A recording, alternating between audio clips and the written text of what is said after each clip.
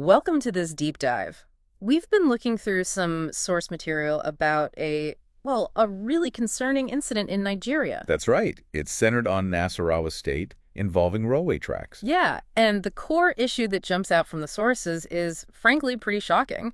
It seems residents were dismantling government railway tracks Literally tearing them up. and selling the sections off as scrap iron. For personal profit, yeah. So our mission today is to unpack what these sources are telling us about this specific act and maybe what it hints at regarding, larger issues. Okay, so let's get into it. The sources say this whole thing blew up on social media. Right, videos and pictures. Exactly. Showing people with heavy tools, hammers, saws, maybe more just cutting up the track. And selling the pieces off to scrap dealers. Precisely. For cash.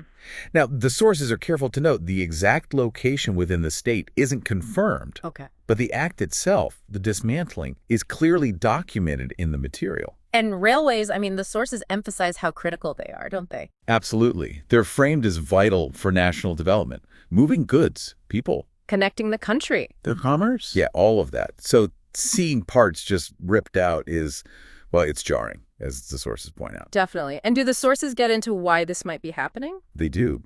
And it's complex.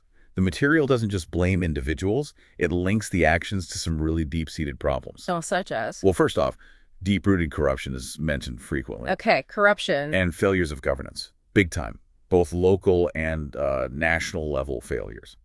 So, like the system itself breaking down. That's the sense you get from the material, yes. A breakdown in how things are supposed to work. Plus, high unemployment is cited. Economic desperation playing a role. Potentially, yes. And poor oversight of these public assets. And just years of institutional neglect. Like, these tracks maybe haven't been properly maintained or secured for a long time. Right. So the sources seem to be suggesting this isn't just, random vandalism by a few people. Exactly. That's a really key perspective in the material we looked at. Some commentators mentioned in the sources see it as a symptom. A symptom of what? Of, well, people losing faith in the system. When you see corruption everywhere, when there are no jobs, when the government doesn't seem effective. The sources suggest people might feel pushed. Pushed to do things they wouldn't normally do. Perhaps. Even things that harm everyone in the long run, just for some immediate, maybe small gain. The sources really frame it as a reflection of a society possibly pushed to the edge by poverty and this corruption issue. So the sources are drawing a direct line from these individual acts back to the bigger picture, the societal conditions. That's the main thrust we see in the material, yes. It's presented as like a stark example of what can happen when those systemic problems fester. Okay, what about the response? Are authorities reacting? The sources say yes, there's been a response. The Nigerian Railway Corporation, law enforcement, they're reportedly investigating. Investigating the dismantling itself. Right. But the sources also mentioned that there hasn't been a big comprehensive official statement yet. Okay. And what's also interesting is the reaction from civil society groups, as highlighted in the sources.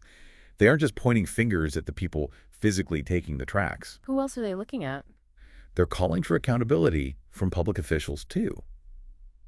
The idea presented is that maybe their inaction or negligence allowed this kind of thing to happen in the first place. That definitely broadens the responsibility. It really does. And the sources sort of tie this incident into wider concerns about how public infrastructure is managed or mismanaged across Nigeria. Right. They suggest it shows an urgent need for, well, yes, better law enforcement, maybe more civic education, but critically systemic reform. Changes to the system itself. Exactly.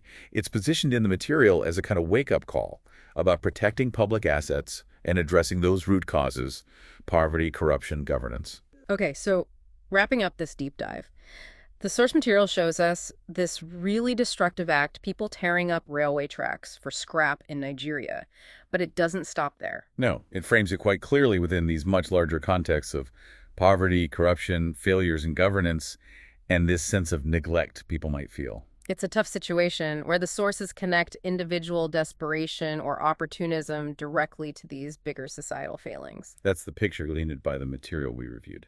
So, thinking about how the sources present this as more than just theft, it really makes you consider, doesn't it? What does an incident like this reveal about that complex, sometimes difficult link between what one person does and the wider conditions of the society they're part of? Something to chew on.